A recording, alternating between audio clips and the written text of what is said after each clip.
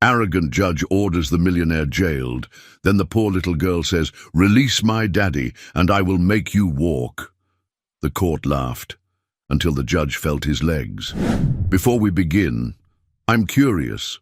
What time is it where you are? Day or night? I'm grateful you're here.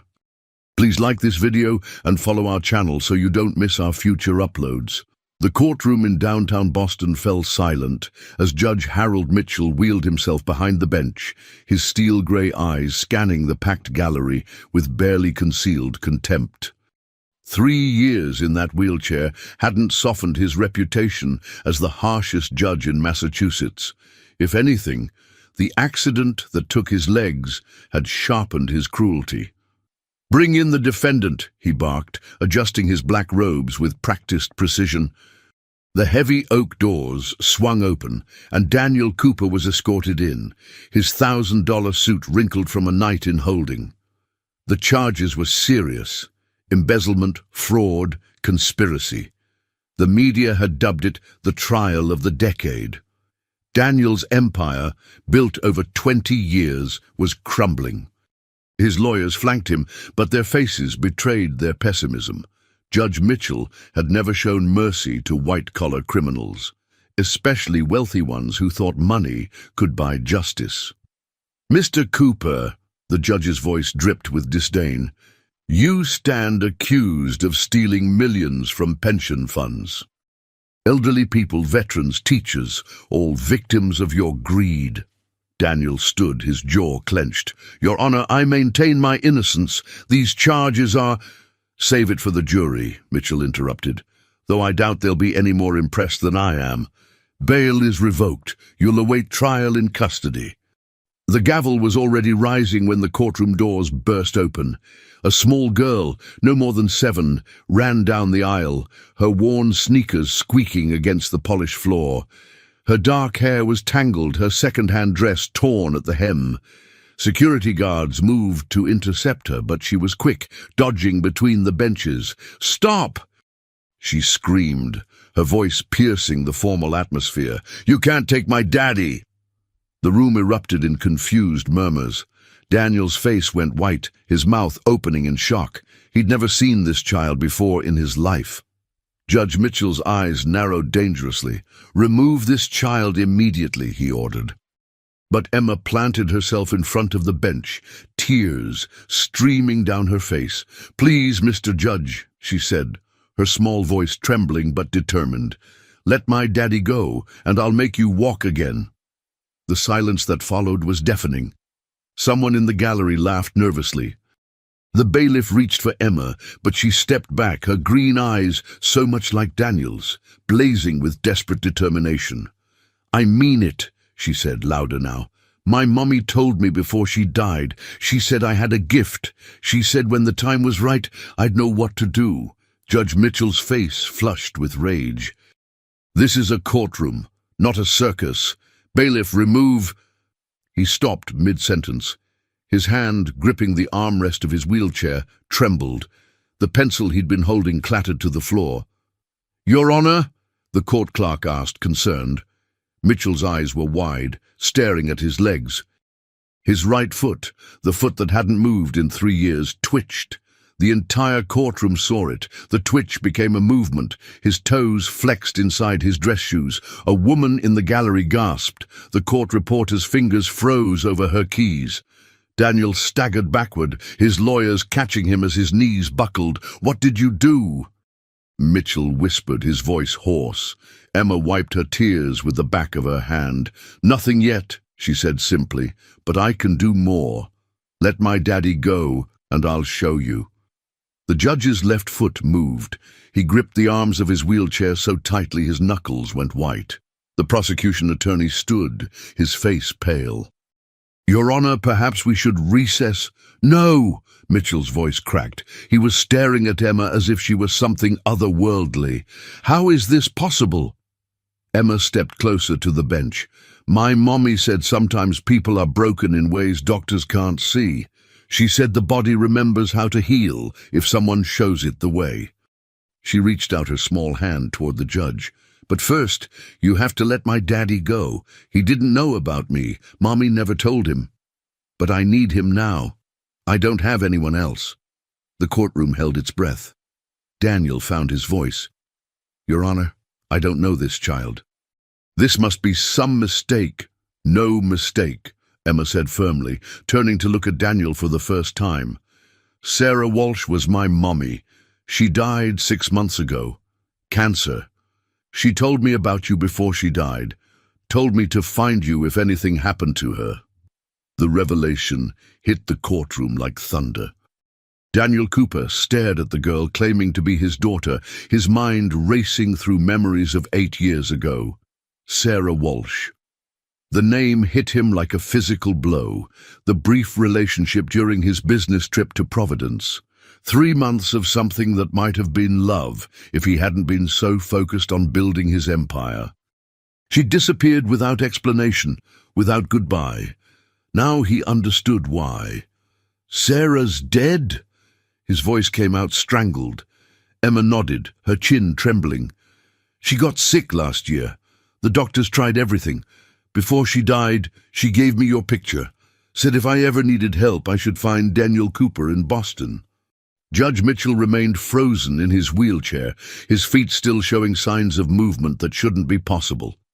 The neurologists had been definitive: complete spinal cord injury, T6 vertebra, no possibility of recovery, yet his toes were moving.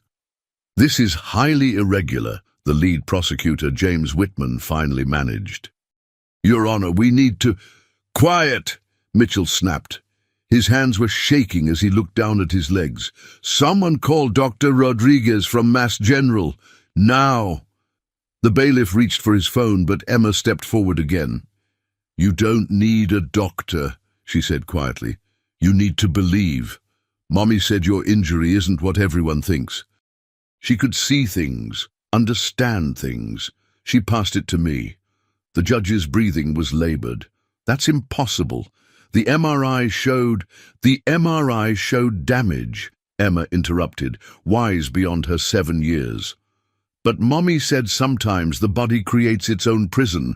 Fear becomes paralysis, guilt becomes pain. You've been punishing yourself for something. I can feel it." The courtroom was mesmerized. Daniel took a tentative step forward. "Your Honor, I need a DNA test.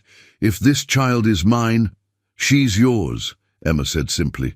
"Mommy kept everything, letters you wrote, the watch you gave her. It's all in our apartment. Was in our apartment. The landlord took it when we couldn't pay after Mommy died." "Where have you been living?" Daniel's voice was urgent now. "Here and there," Emma said, looking at her feet. "The shelter sometimes. Mrs. Chen at the grocery store lets me sleep in the back room when it's cold." Rage flashed across Daniel's face. "The state didn't—" "I hid," Emma admitted. "Mommy said foster care would separate me from finding you. She made me promise to find you first." Judge Mitchell's left leg suddenly spasmed. The entire courtroom gasped as his knee bent slightly. He looked at Emma with something approaching terror. "What are you?" Emma's eyes filled with tears again. "I'm just a little girl who needs her daddy, and you're just a man who needs to remember how to forgive himself. Mommy said you were in a car accident 3 years ago, but that's not the whole truth, is it?" The judge's face went ashen. Nobody knew the full details of his accident. The record showed a single car collision on a rainy night. But Emma continued, her voice gentle. "There was someone else in the car. Someone you loved. Someone you couldn't save." Mitchell's secretary, Martha, stood up in the gallery, her hand over her mouth. She'd been there that night. She knew. The judge's wife had been driving. She'd had a seizure, her first and last. Harold had grabbed the wheel, but it was too late. She died on impact. He survived paralyzed, carrying guilt that no therapy could touch. "How could you know that?" Mitchell whispered. "Mommy knew things," Emma said. "She said healing starts with truth. You've been in that chair not because your spine won't work, but because you won't forgive yourself for surviving." The judge's legs moved again, more deliberately this time. his feet flat on the footrests, muscles tensing. The prosecutor stepped back, his face pale. "Your Honor, this is—" "Shut up, Whitman," Mitchell said, his voice raw. He was looking at Emma with new eyes. "What does your gift cost, child?" Emma smiled sadly, too knowing for her age. "Everything has a price. Mommy paid hers. She could have saved herself, but she saved others instead. That's why she got sick. She took too much darkness from too many people." Daniel moved toward Emma, his lawyers trying to hold him back.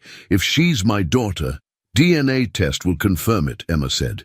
"But you already know, don't you? You can feel it, just like the judge can feel his legs. Truth doesn't need proof, it just needs acceptance." Judge Mitchell's right hand moved to his leg, pressing against his thigh. His eyes widened. "I can feel that. I can actually feel my hand on my leg." The courtroom erupted. The media present were frantically typing, cameras from the court artists sketching furiously. This was beyond any trial they'd covered. Dr. Patricia Rodriguez arrived within the hour, her medical team flooding the courtroom with equipment. The proceedings had been officially suspended, but nobody left. The gallery was packed, everyone waiting to see if the impossible was truly happening. Judge Mitchell remained in his wheelchair as Dr. Rodriguez conducted her preliminary examination, her face cycling through disbelief, confusion, and wonder. "Harold," she said quietly, "your reflexes are responding. That shouldn't be possible. The damage to your spine—" "Check again," Mitchell said, his eyes never leaving Emma. The little girl sat beside Daniel now, her small hand in his large one. The DNA test had been rush-ordered, but looking at them side by side, the resemblance was undeniable. Same green eyes, same stubborn chin, same way of tilting their heads when thinking. "Tell me about Sarah," Daniel said softly. Emma's face lit up despite her tears. "She was the best mommy. She worked at the hospital, in the children's ward. That's where she discovered her gift. She could touch sick kids and know things. Sometimes she could help them when doctors couldn't. Why didn't she tell me about you?" Daniel's voice carried 8 years of missed opportunities. "She said you had important work. She saw your future, all the people you'd help, all the companies you'd build. She said if you knew about me, you'd give it all up, and the world needed what you were creating." Emma paused. "But she was wrong, wasn't she? Because now you're in trouble anyway." The prosecutor, Whitman, had been on his phone, frantically researching. "Your Honor," he interrupted, "I've found records of Sarah Walsh. She was a pediatric nurse at Rhode Island Hospital. She was remarkable. Dozens of families credit her with miraculous recoveries. The medical board investigated her 3 times, but could never explain her success rate."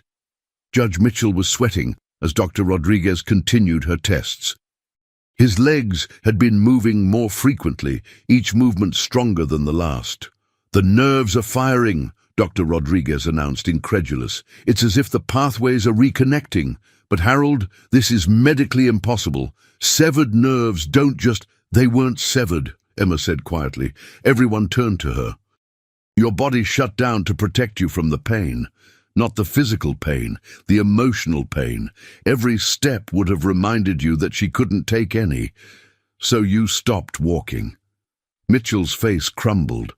For the first time in 3 years, the harsh judge looked human, vulnerable, broken. "Margaret," he whispered, his wife's name. "I should have driven that night. I should have insisted." "She wouldn't have let you," Emma said gently. "I can see her, sort of. She's been waiting for you to forgive yourself. She says she doesn't blame you. She says—" Emma paused, tilting her head as if listening. "She says stop being so stubborn and get out of that chair. She has plans for you, and they don't involve wheels." A sob escaped Mitchell's throat. The courtroom watched in stunned silence as the toughest judge in Massachusetts broke down completely. Daniel tightened his grip on Emma's hand. "How long have you been able to do this?" "Since Mommy got sick," Emma replied. She said when one gift leaves, it finds a new home. She chose me to carry it forward, but it hurts sometimes. When I help someone, I feel what they feel. All of it. That's too much for a child, Daniel said, his paternal instinct suddenly fierce. You shouldn't have to. Someone has to, Emma said simply. There's so much pain in the world. Mommy said we can't heal it all, but we can heal what's in front of us. That's why I'm here. The judge isn't the only one who needs healing. She looked directly at Daniel. You've been running from something too. That's why they could frame you. You were distracted, careless. You stopped protecting yourself because you didn't think you deserved protection. Whitman stepped forward. Your Honor, regardless of whatever this is, we have a trial to conduct. Mr. Cooper is accused of serious crimes. Crimes he didn't commit, Emma said firmly. But you know that, don't you, Mr. Prosecutor? You know who really took that money. You've known all along. The courtroom went deadly silent. Whitman's face flushed red. That's a serious accusation, child. It's not an accusation, Emma said. It's truth. You're scared. Someone threatened your family. Your daughter, she's sick, isn't she? Leukemia. And they promised to pay for her treatment if you made sure Daniel Cooper went to prison. Whitman staggered backward. How could you possibly... The same way I know Judge Mitchell can walk, Emma said. The same way I know my daddy was framed. Truth leaves marks on people. Lies do too. You're covered in both, Mr. Whitman. The revelation about Prosecutor Whitman sent shockwaves through the courtroom. Security moved to block the exits as Whitman's face crumbled, his carefully constructed facade shattering. They said they'd kill her, he whispered, sinking into a chair. My little Ashley, she's only 9. The treatments cost everything we had, and then more. When they approached me, I said no. Then Ashley relapsed, and the insurance denied the experimental treatment. $800,000. Where was I supposed to get that? Judge Mitchell, still in his wheelchair but with increasingly mobile legs, leaned forward. Who, James? Who's behind this? Hind. Vincent Carlyle, Whitman breathed, the name falling like a stone into still water. Daniel's face went dark. Vincent Carlyle, his former business partner, the man he'd trusted before discovering embezzlement 5 years ago. Daniel had chosen not to prosecute, wanting to avoid scandal, mercy that now seemed foolish. Carlyle's been planning this for years, Whitman continued, tears streaming down his face. He has the real books, the actual evidence of his own crimes. He doctored them to implicate Daniel. I have copies hidden. I kept them in case I needed insurance. Emma stood up, walking slowly toward Whitman. Your daughter doesn't know, does she? She thinks her daddy's a hero. You are a hero to her, but heroes sometimes make mistakes when they're scared. She reached out and touched Whitman's hand. Ashley's going to be okay. I can feel it. The treatment's working. But the lie is killing you faster than the cancer is killing her. Doctor. Rodriguez interrupted, her voice shaking. Judge Mitchell, you need to see this. She was holding her tablet, showing real-time scans from the portable MRI they'd brought. Your spinal cord. There's no damage. There's never been damage. The original scans from 3 years ago. I'm comparing them. Someone altered them. Mitchell's world tilted. That's impossible. Dr. Morrison confirmed. Dr. Morrison died 2 years ago, Rodriguez said grimly. Suicide, they said. But now I'm wondering. Harold, you've been the victim of an elaborate deception.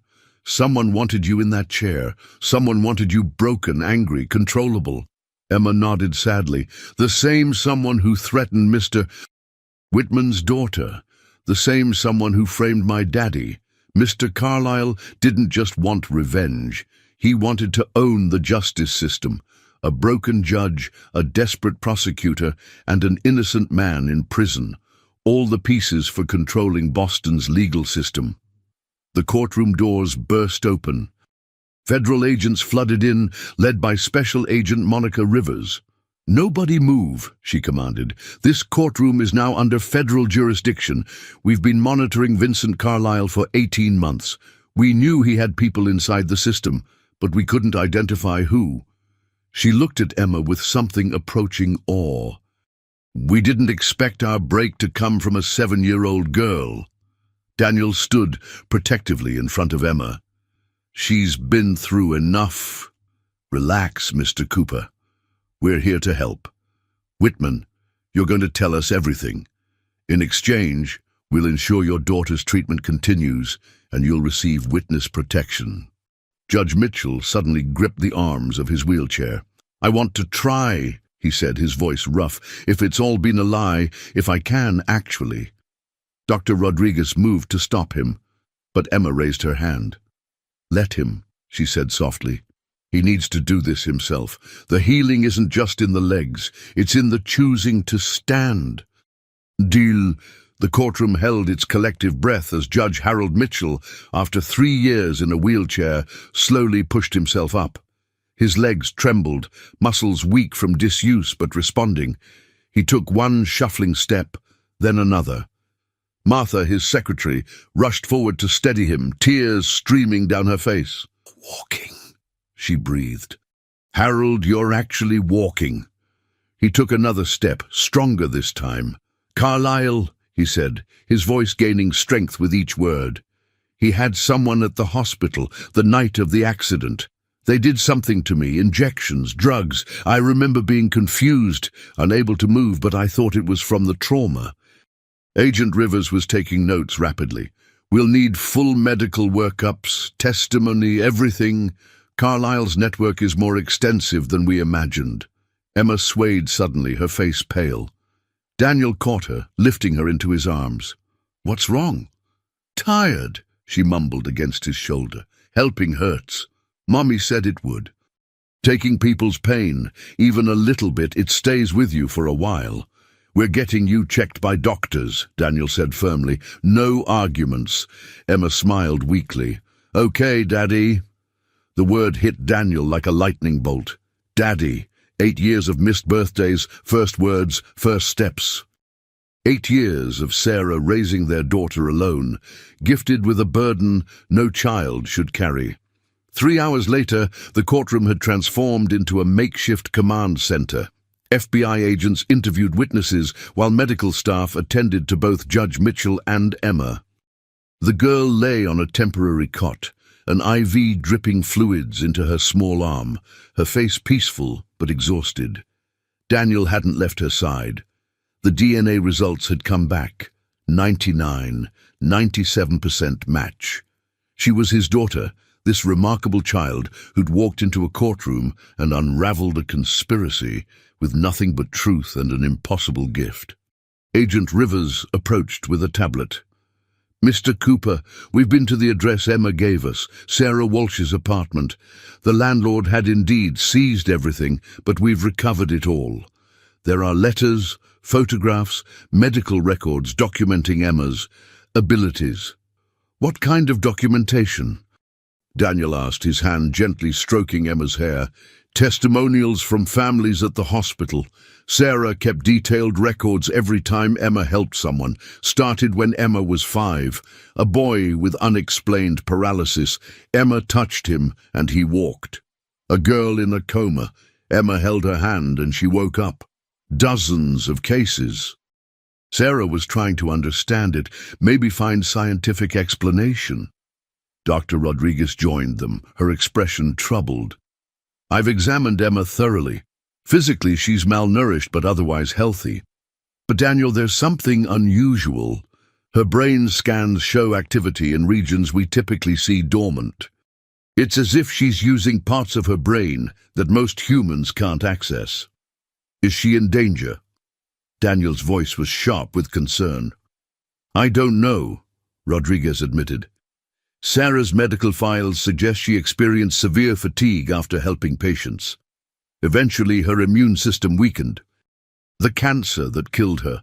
It was aggressive, unusual, as if her body had exhausted its ability to fight." Daniel's jaw clenched. "Then Emma stops. No more healing, no more helping. I won't lose her. Emma's eyes fluttered open. You can't stop it, Daddy, she said weakly. It's like asking someone not to breathe. When I see pain, I have to help. Mummy tried to stop too, but it made her sicker. The gift demands to be used. Across the room, Judge Mitchell was taking tentative steps with a walker, his recovery stunning the medical team. Each step seemed to restore not just his mobility, but his humanity. The harsh judge who'd terrorized defendants for years was gone, replaced by a man humbled by deception and grateful for truth. Prosecutor Whitman sat with federal agents, providing detailed testimony about Carlisle's network. His phone buzzed. A text from his wife. Ashley's latest test results showed remarkable improvement. The experimental treatment was working. He broke down sobbing, the relief overwhelming. Agent Rivers returned with urgent news. We've located Carlisle. He's at his estate in Marblehead. But he's not alone. He has at least a dozen men with him. And Daniel, he's destroyed most of the evidence. What Whitman hidden might be all we have. It's enough, Judge Mitchell said, his voice stronger. With Whitman's testimony and my own experience, we can establish pattern of conspiracy. But we need Carlisle alive to fully unravel this network. Emma sat up suddenly, her face alert despite her exhaustion. He's coming here, she said. Mr. Carlisle. He knows everything's falling apart. He wants to finish what he started. Agent Rivers' radio crackled. Perimeter breach at the courthouse. Multiple vehicles approaching. Tactical teams responding. Daniel lifted Emma, moving towards safer interior rooms. How did you know? Emma looked at him with those wise green eyes, the same way I knew everything else. Some people broadcast their intentions like radio waves. Mr. Carlisle is very loud. He's angry, desperate. He's going to try to silence everyone who knows the truth. The lights in the courthouse suddenly went out.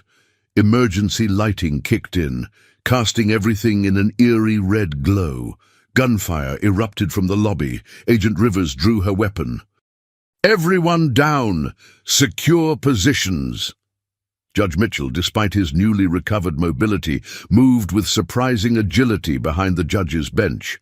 There's a panic room, he called out, behind my chambers. Margaret insisted on it after receiving death threats. They moved quickly, Daniel carrying Emma, Whitman supporting Judge Mitchell, agents covering their retreat.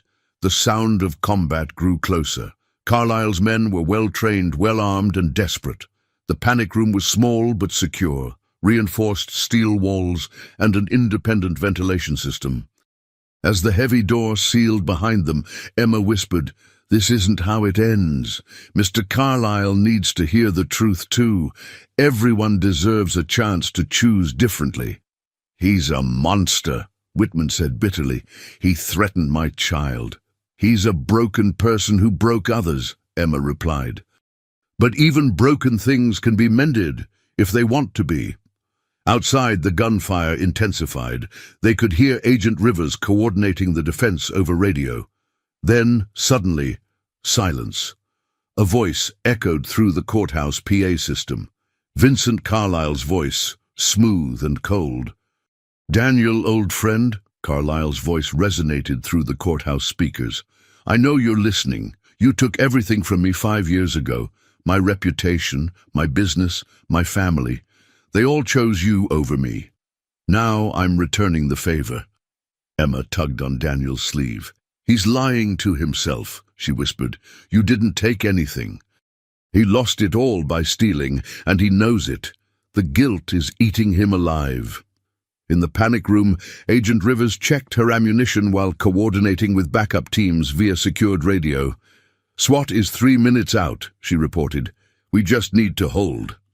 Judge Mitchell tested his legs, still unsteady but growing stronger. "I sentenced Carlisle's son 2 years ago," he said quietly. "Marcus Carlisle, armed robbery. The boy was desperate, trying to pay for his mother's medical bills after Vincent abandoned them. I gave him the maximum sentence, 20 years. The pieces clicked together in Daniel's mind. This was never just about me. "No," Mitchell agreed. He orchestrated my accident after I sentenced his son, made me suffer as he believed I'd made Marcus suffer. Then he came after you, the man he blamed for his downfall. Whitman was just collateral damage, a tool to be used. Emma suddenly stood, swaying slightly. I need to talk to him. Absolutely not, Daniel said immediately. Emma, he's dangerous. He's in pain, Emma insisted. So much pain that he's spreading it to everyone else. But pain can be healed. Mommy taught me that. Even the worst pain. The PA crackled again. I have the building surrounded, Daniel. Come out with the judge and the prosecutor. Face justice for your crimes. Oh, and bring the little girl. I'm curious about Sarah Walsh's daughter. Sarah, who could have saved my wife but chose to help strangers instead. Daniel's blood ran cold, another piece of the puzzle. Your wife was a patient at Rhode Island Hospital, Emma said, her voice certain. Mommy tried to help her, but she refused treatment. She said she didn't deserve to be saved. She knew what you were. The guilt was killing her faster than the disease. Rage exploded through the PA system. Lies! Sarah Walsh let her die. She had a gift and she wasted it on worthless people while my Catherine suffered. Open the door, Emma said firmly. No. Daniel grabbed her arm. Emma, I just found you. I can't lose you. Emma looked up at him with Sarah's determination. You won't, but if we stay hiding, people will die. Mr. Carlyle's men don't all want to be here. Some are just scared, like Mr. Whitman was. They need a way out. I can give them that. Judge Mitchell struggled to his feet. If she goes, I go with her. This is my fault too. My harsh sentences, my lack of mercy. I created part of this monster. We all did, Whitman added, standing, by choosing fear over truth, by letting ourselves be manipulated. The child is right. Hiding won't end this. Agent Rivers looked at them like they were insane. You want to walk out to an armed terrorist? I want to walk out to a broken father who lost his way, Emma corrected. There's a difference. Before anyone could stop her, Emma pressed the emergency release. The panic room door hissed open. She walked out into the corridor, her small form illuminated by emergency lighting. Daniel rushed after her, followed by the others. Mr. Carlyle, Emma called out, her voice carrying through the courthouse. I'm Emma Walsh. You wanted to meet me. I'm here. Footsteps echoed from the main courtroom. Vincent Carlyle appeared, flanked by armed men. He was smaller than Daniel remembered, grayer, worn down by years of anger. His eyes fixed on Emma with disturbing intensity. Sarah's daughter, he said. You look like her, same cursed eyes that see too much. She tried to save your wife, Emma said simply. But your wife chose to die. She couldn't live with what you'd become. The blood money, the threats, the violence. She said dying clean was better than living dirty. Carlyle's gun hand trembled. Shut up!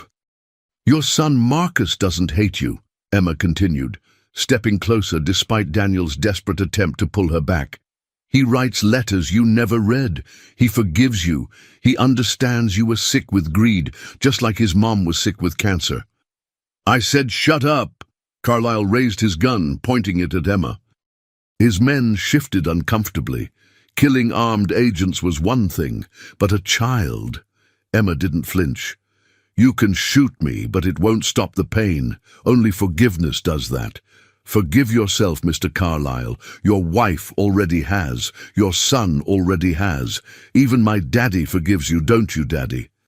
Daniel's throat was tight with terror, but he saw what Emma was doing. Yes, he said hoarsely. Vincent, I forgive you. For everything. Carlyle's composure shattered completely. The gun shook violently in his grip. You don't get to forgive me. You ruined everything. No, Judge Mitchell said, stepping forward on unsteady legs. We all ruined ourselves. Me with my harshness, you with your greed, Daniel with his ambition, Whitman with his fear.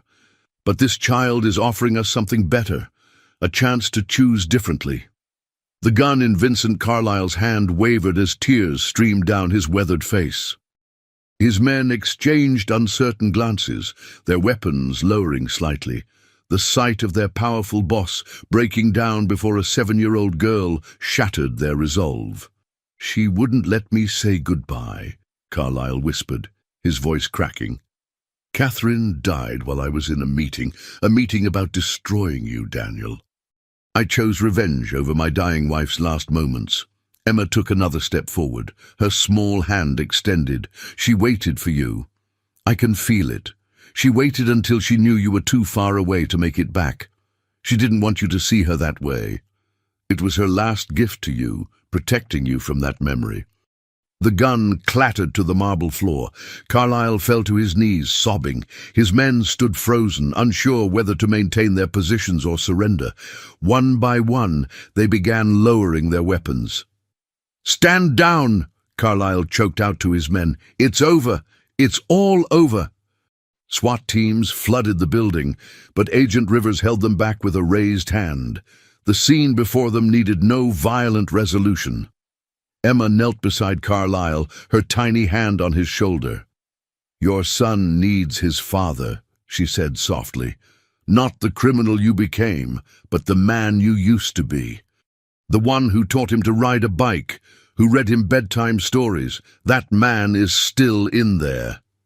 Judge Mitchell, leaning heavily on his walker, approached slowly.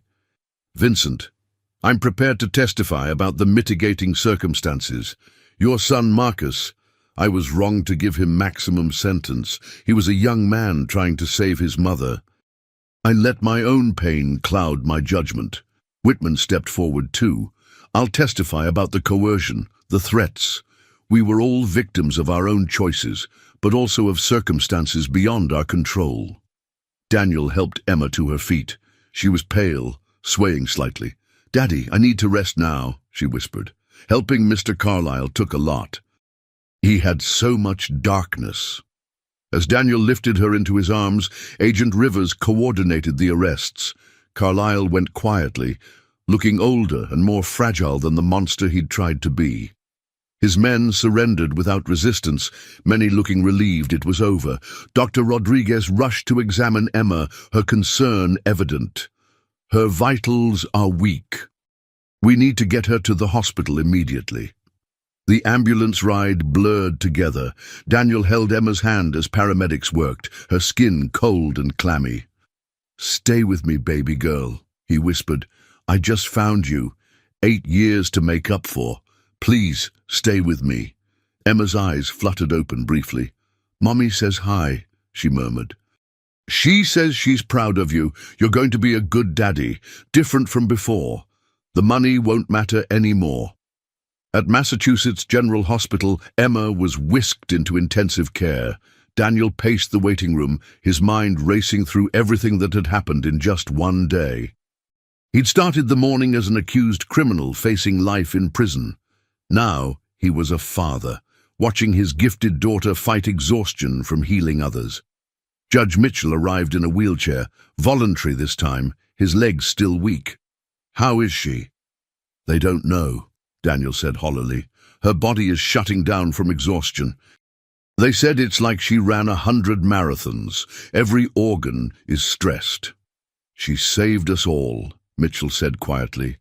"That little girl walked into my courtroom and undid years of conspiracy with nothing but truth and compassion." Martha, Mitchell's secretary, appeared with coffee and sandwiches. "The media is going crazy outside. The story's gone national.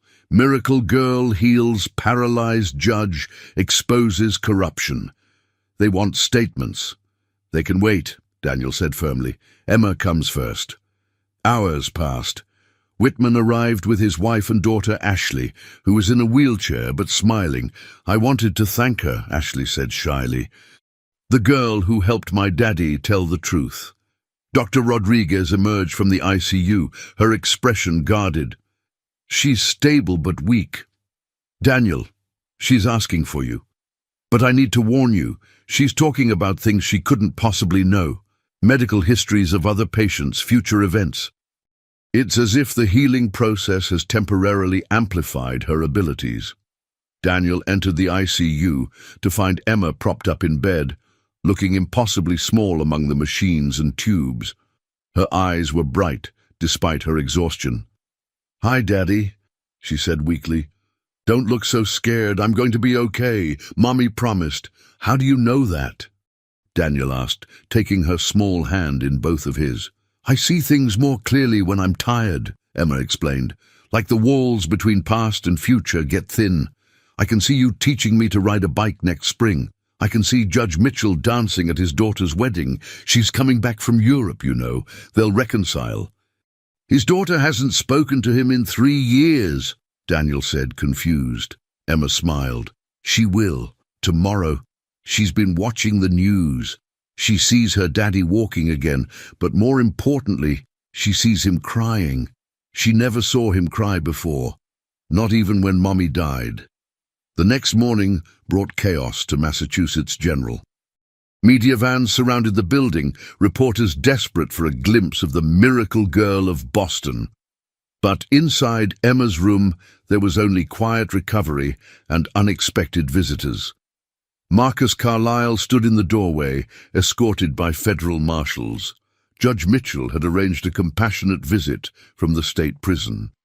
The young man looked nothing like his father, tall, gentle-eyed, with his mother's kind face. "You helped my dad," Marcus said to Emma, his voice thick with emotion.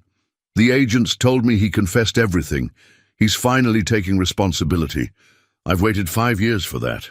Emma studied him with those penetrating green eyes. "You never stopped loving him, even when he abandoned you and your mom. That's why he couldn't fully become the monster he tried to be. Your love was like a chain holding him to his humanity." Marcus approached the bed slowly. "The judge says he's going to recommend sentence reduction for me, early release with time served. But that's not why I'm here. I wanted to thank you, and to warn you." Daniel tensed. "Warn her about what?" "My father wasn't working alone," Marcus said. "There are others, powerful people who profited from the system he built. They won't be happy it's falling apart. Agent Rivers knows, but I wanted you to hear it from me. Your daughter isn't safe." Before Daniel could respond, Emma spoke. "Mr. Richardson from the State Senate. Mrs. Chen from the Banking Commission. Not the nice Mrs. Chen from the grocery store, a different one. Dr. Morrison's assistant who made the fake medical files. They're all scared now, but fear makes people dangerous." Agent Rivers appeared in the doorway, having heard everything. "We're already moving on those names. Emma, how did you—" "When I touched Mr. Carlyle, I saw his memories," Emma said simply. "All the people he paid, all the secrets he kept. It hurt to see so much darkness, but now you can stop them, Dr. Rodriguez entered with test results, her face troubled. Emma's blood work is unusual. Her white cell count is elevated, but not in a way consistent with infection. It's more like her immune system is hyperactive, fighting something that isn't there. Or rather, fighting the effects of her gift. Like Mommy," Emma said quietly. "The gift takes a toll. Every healing leaves a mark on the healer. Mommy knew the price, but paid it anyway. She said some prices are worth paying." Daniel's jaw clenched. "Not this price. Not my daughter's life. There has to be another way." A knock at the door interrupted them. A woman entered, mid-40s, elegant despite red eyes from crying. She looked like an older, feminine version of Judge Mitchell. "Daddy?" she said hesitantly. Mitchell struggled to his feet from the visitor's chair, his legs shaking but holding. "Rebecca, you came?" "I saw the news," Rebecca said, tears flowing. "I saw you walking, I saw you crying, I saw you being human. The father I remembered from before Mom died." They embraced, 3 years of pain dissolving in a moment. Emma smiled weakly from her bed. "See? The future I saw is already happening." Over the next days, Emma grew stronger. The media attention intensified, with people calling her everything from a miracle worker to a fraud. Religious groups gathered outside, some calling her blessed, others claiming she was dangerous. Daniel hired security, moved them to a safe house, but Emma seemed unbothered by the chaos. "They're all just scared," she told Daniel one evening. "People fear what they don't understand, but I can't heal fear. People have to choose to let it go." On the 5th day, Prosecutor Whitman visited with his daughter Ashley. The girl was walking now, her latest treatment showing remarkable success. "I wanted to meet you," Ashley told Emma shyly. "My daddy says you helped him be brave enough to tell the truth." Emma smiled. "Your daddy was always brave. He just forgot for a little while because he loves you so much. Sometimes love makes us do wrong things for right reasons." Ashley pulled out a drawing, 2 girls holding hands under a rainbow. "I made this for you, so you remember you have a friend." That night, Daniel found Emma sitting by the window, staring at the stars. "Mommy loved stars," she said. "She said each one was a wish someone made. Some wishes come true, some don't, but they all shine the same." "What do you wish for?" Daniel asked, sitting beside her. Emma leaned against him. "I used to wish for a daddy. That one came true. Now I wish I could help people without getting sick. But Mommy said the gift doesn't work that way. It's about balance, what you give and what you take." "Then we find a balance," Daniel said firmly. "You don't have to heal everyone. You don't have to carry the world's pain." Emma looked up at him with 2 wise eyes. "But what if the world needs someone to carry it? What if that's why I'm here?" The question hung in the air, heavy with implications neither father nor daughter could fully grasp yet. 2 weeks passed in a blur of legal proceedings and media attention. Daniel's charges were formally dropped, with the real evidence against Carlisle's network leading to 17 arrests across Boston's political and business elite. The corruption ran deeper than anyone had imagined. Emma grew stronger, but remained under constant medical supervision. Her gift had become public knowledge, and the hospital received hundreds of requests daily from desperate families wanting her help. Daniel refused them all, protective of his daughter's health, but Emma had other ideas. Late one night, she slipped out of her room and found her way to the pediatric ward. Daniel discovered her there at dawn, surrounded by children. She was pale, exhausted, but smiling. Several children who'd been critical were showing improvement. "I had to," she said simply when Daniel carried her back to her room. "They were dying, Daddy." I could feel them calling out, "How do I ignore that?" Dr. Rodriguez was furious, but also amazed. 3 of those children had conditions we couldn't explain or treat. Now they're responding to conventional therapy. What she does, it's like she resets their bodies, gives them another chance to heal naturally. "It's killing her," Daniel said bluntly. "Every time she uses this gift, she gets weaker." "Not weaker," Emma corrected. "Different. Mommy explained it before she died. The gift changes you. You become less human and more something else. A bridge between what is and what could be." That afternoon brought an unexpected visitor. Vincent Carlisle, in prison uniform and shackles, escorted by federal marshals. Daniel almost refused to see him, but Emma insisted. "He's different now," Carlisle said, looking at Emma with something approaching reverence. "The anger is gone. For 20 years, I've been consumed by rage, and suddenly it's just gone. What did you do to me?" "I didn't do anything," Emma replied. "You chose to let it go. I just showed you that you could." Carlisle pulled out a worn envelope. "This is for you. Catherine, my wife. She left it with her nurse, for Sarah Walsh. But Sarah died before I could deliver it. I think she meant it for you." Emma opened the letter with trembling hands. In elegant script, Catherine Carlisle had written, "Dear Sarah, you offered to heal me, but I chose to die, not from despair, but from hope. Hope that my death might finally break the chains of hatred my husband wrapped around himself. You understood. You said sacrifice born of love is the most powerful medicine. Take care of your daughter. She will inherit more than your gift. She will inherit the weight of choice, who to save, who to let go. It's a terrible burden for a child, but sometimes children see clearest because they haven't learned to look away. Tell her that Catherine Carlyle chose her own ending. Tell her that some people need to fall completely before they can rise. My Vincent needed to lose everything to remember what matters. Your daughter was his catalyst. I saw it in a dream the night before I died. A small girl with green eyes standing in a courtroom, speaking truth to power. Thank her for me, for giving my death meaning. Emma folded the letter carefully. She knew, Mrs. Carlyle knew everything that would happen. Impossible, Daniel said, but his voice lacked conviction. After everything he'd witnessed, impossible had lost its meaning. That night, Judge Mitchell called with urgent news. Rebecca found something in my old medical files. The night of my accident, the responding paramedic was Dr. Morrison's assistant, the one Emma named. He injected me with something. The hospital has no record of it. Paralytic agent, Emma said, though she hadn't been part of the call. Temporary at first, but combined with psychological trauma and falsified medical records, it became permanent. Your body believed what your mind was told. Mitchell's voice was grim.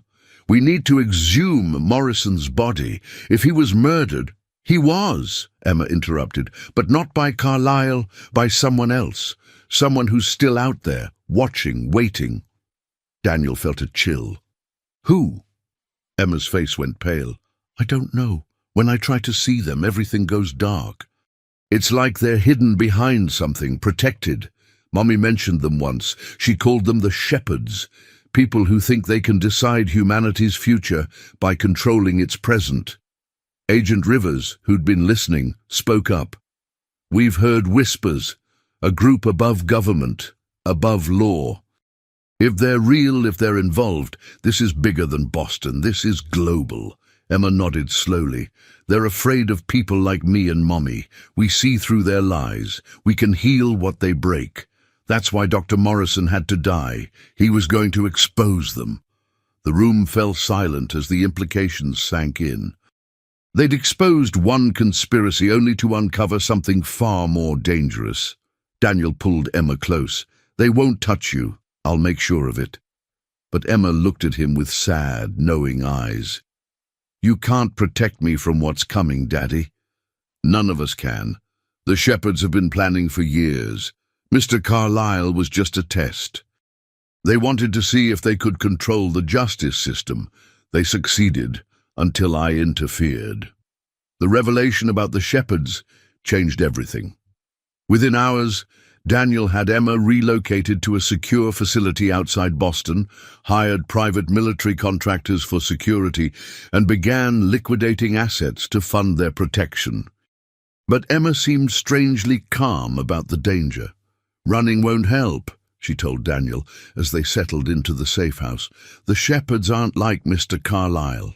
They don't use violence. They use influence. They're doctors, teachers, leaders. People we trust.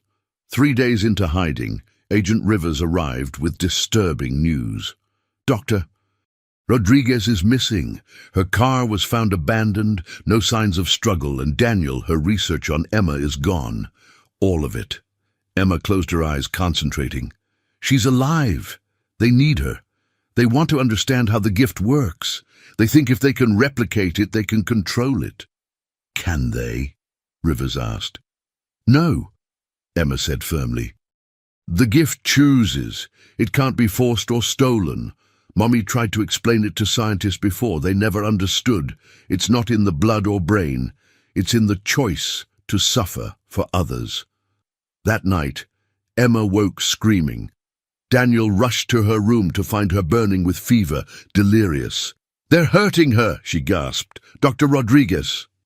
They're testing her, trying to make her manifest the gift, but she can't. She doesn't have it. Where is she? Daniel demanded.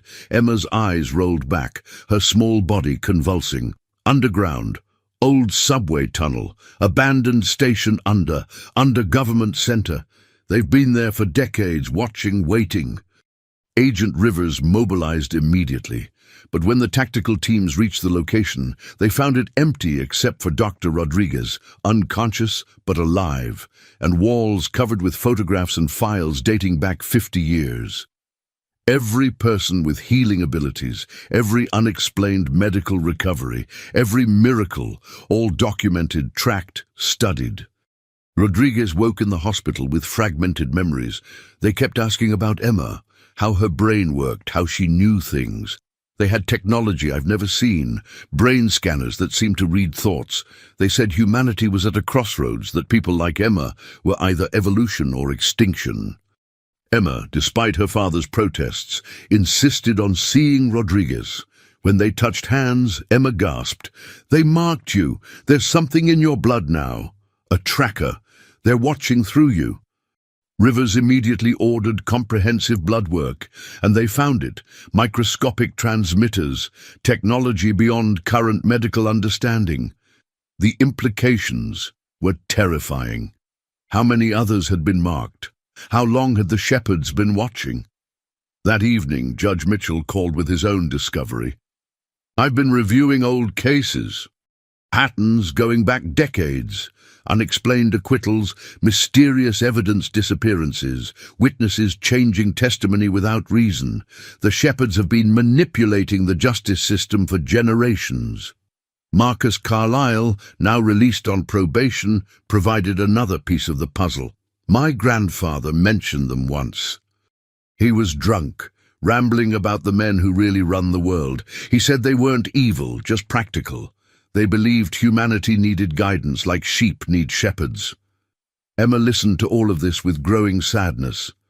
"They're not wrong about one thing. Humanity is at a crossroads. People like me and Mommy, we're becoming more common. Evolution or extinction, like Dr. Rodriguez said, the shepherds want to control which path we take." "And which path do you think we should take?" Daniel asked. Emma looked out the window at the stars. "Neither. Both.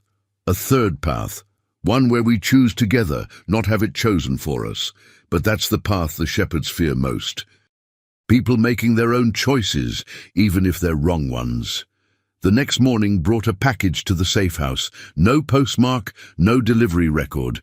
Inside was a single photograph. Sarah Walsh, holding infant Emma, surrounded by men and women in white coats. On the back, elegant handwriting. "We've been watching since before she was born." The gift was never random. Sunday noon, Boston Common, come alone or everyone suffers. Daniel's hands shook with rage. They knew, all along, they knew about Emma. Emma touched the photograph, her face going pale. "Mommy knew too. She was hiding me from them. That's why she never told you about me, Daddy. She thought distance would keep me safe." "I'm not letting you go to that meeting," Daniel said firmly. But Emma shook her head.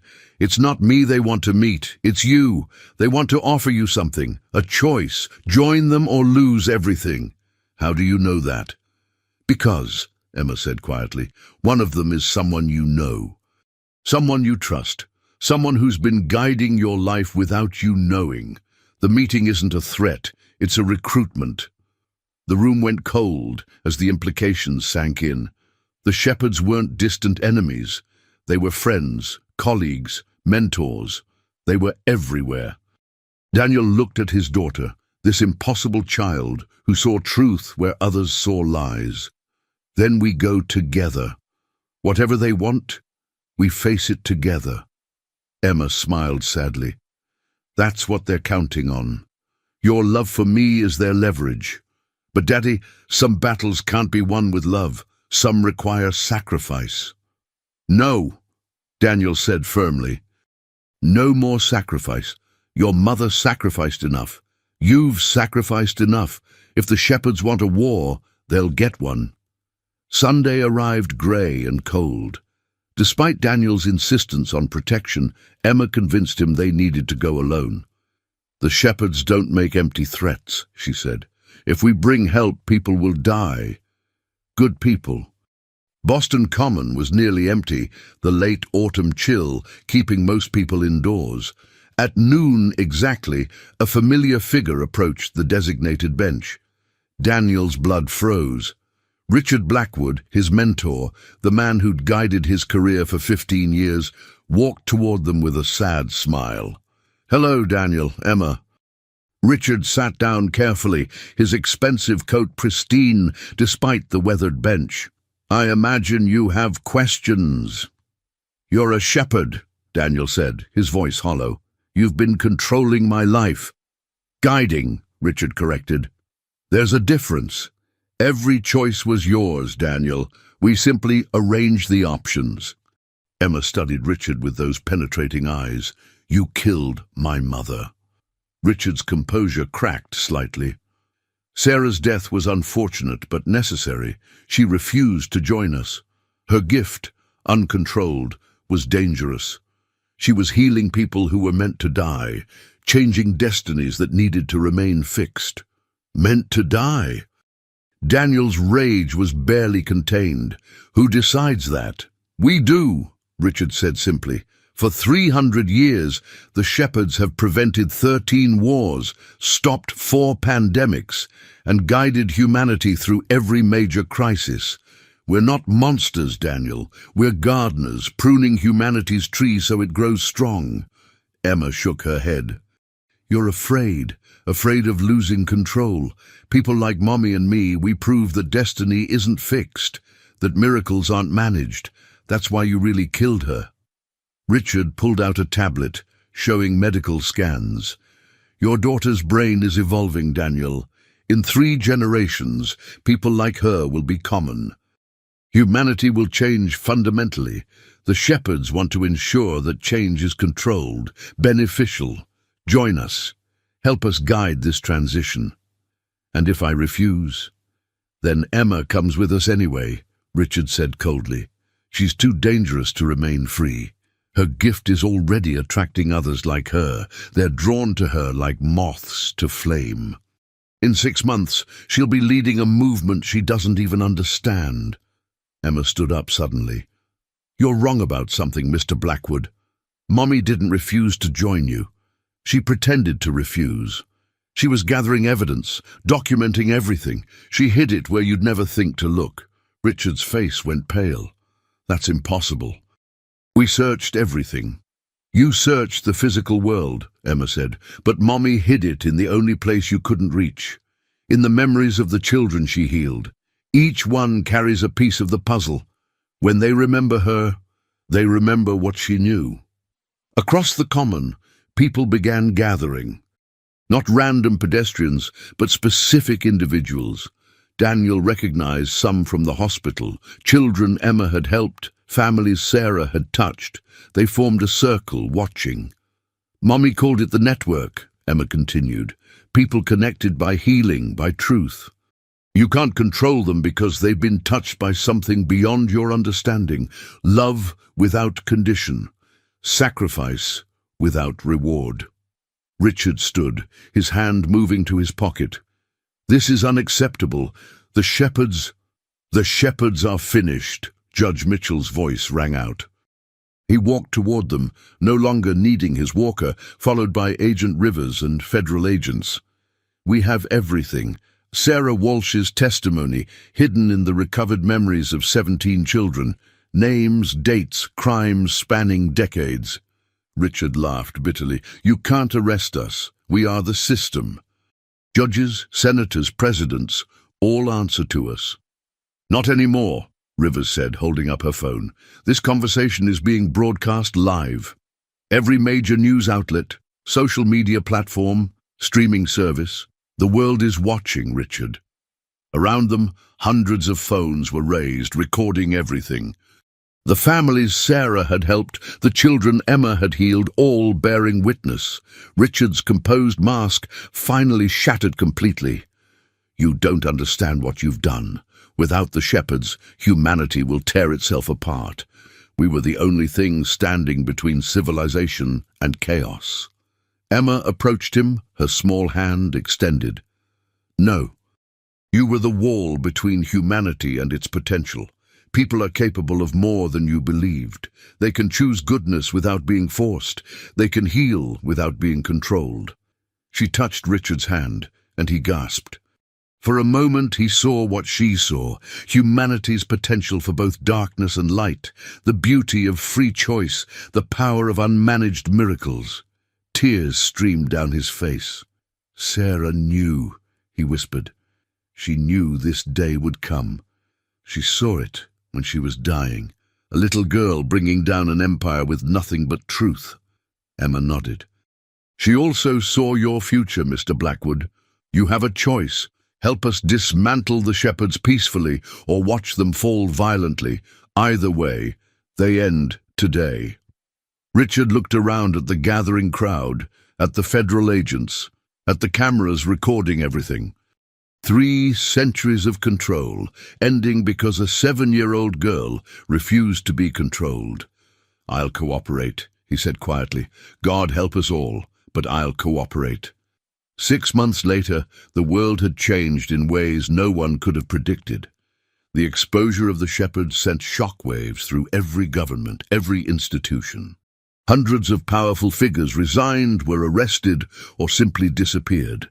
But Emma had been right. Humanity didn't descend into chaos. Instead, something remarkable happened. People began to choose differently.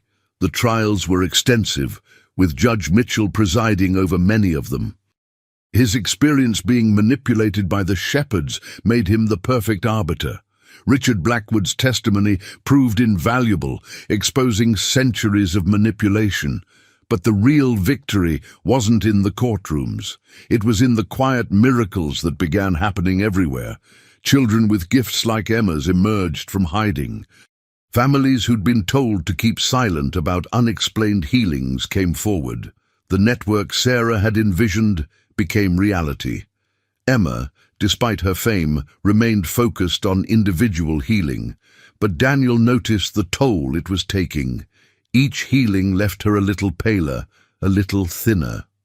Doctor Rodriguez, now free from the shepherd's influence, monitored her constantly.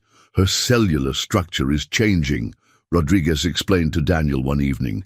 It's not deterioration exactly. It's more like transformation. She's becoming something new. Emma, listening from her bedroom doorway, smiled. Mommy went through the same thing. She said it wasn't dying, it was graduating, moving from one form of existence to another. I don't accept that, Daniel said firmly. There has to be a way to preserve your gift without losing you. That night, Emma had a visitor in her dreams. Sarah stood in a garden of light, looking healthy and whole. My brave girl, Sarah said, embracing her daughter. You did it. You brought down their empire of fear. I miss you, Mommy, Emma whispered. I know, baby, but I'm not gone. I'm just different. And soon you'll understand. The gift changes us because we become the gift. We stop being individual healers and become part of healing itself. Daddy won't understand, Emma said. He will. When the time comes, he will. You've taught him that love transcends form. He knows that now. Emma woke to find Daniel sitting beside her bed, tears on his face. You were glowing, he said softly. In your sleep you were actually glowing. The change is accelerating, Emma admitted. But Daddy, it's not sad. I'm not dying. I'm becoming what Mommy became, a guardian, a guide, a light for others to follow. Marcus Carlyle visited that morning, bringing news. My father died last night, peacefully. He wanted me to tell you, Emma, that your healing worked. He died free of hate, remembering love. He said to thank you. Emma nodded, unsurprised. He chose his moment. Sometimes that's the greatest gift, choosing how our story ends. Vincent had left his entire estate to establish the Sarah Walsh Foundation, dedicated to protecting and training gifted children. Judge Mitchell would oversee it, with Daniel as chairman. Marcus would run the day-to-day operations. Your mother's dream, Daniel told Emma, a safe place for children like you. Over the following weeks, Emma grew increasingly translucent, not invisible, but somehow less solid, as if she existed partially in another realm. Yet she seemed happier than ever, more at peace. The night before everything changed, Emma gathered everyone who'd been part of their journey: Judge Mitchell and Rebecca, Marcus, Agent Rivers, Prosecutor Whitman and his daughter Ashley, Dr. Rodriguez. Even some of the former shepherds who genuinely reformed. "I need you all to understand," Emma said, her voice carrying despite its softness. "What happens tomorrow isn't an ending. It's a beginning. The gift Mummy gave me, I'm passing on. Not to one person, but to all of you. Each of you will carry a piece of it. The ability to see truth, to heal hearts, if not bodies, to choose love over fear." She touched each person, and they felt it, a warmth, a knowing, a connection to something greater. Ashley Whitman gasped, "I can feel it. I can feel everyone's light." "That's the real gift," Emma explained, "not healing bodies, but connecting souls. The shepherds tried to control humanity by keeping us separate, afraid. But connected, aware of our shared light, we're unstoppable." That night, Daniel held his daughter as she grew lighter in his arms. "I'm not losing you," he said firmly. "You promised." Emma smiled, her form shimmering. "And I keep my promises, Daddy. Every time you help someone, I'll be there. Every time you choose love over fear, you'll feel me. Every time someone remembers that miracles are possible, I'll exist." As dawn broke, Emma's physical form dissolved into pure light. But instead of disappearing, the light spread, touching everyone who'd ever been healed by her or Sarah. Across the world, people woke with a new awareness, a connection to each other that transcended physical space. Daniel stood in Emma's empty room, tears streaming down his face. But on her pillow was a note in her careful handwriting. "Daddy, look for me in every act of kindness, every moment of courage, every choice to heal rather than hurt. I'm not gone, I'm everywhere. Love exists, that's all you need to know. Your daughter forever, Emma." Judge Mitchell found Daniel there an hour later. "She's really gone?" Daniel shook his head. "No, she kept her promise. She's still here, different but here, can't you feel it?" And Mitchell could. They all could. Emma's gift hadn't ended with her transformation. It had multiplied, spreading through everyone she'd touched. The shepherds had tried to control humanity's evolution, but Emma and Sarah had chosen a different path. Not control, but connection. Not management, but miracles. Not fear, but love. The world would never be the same.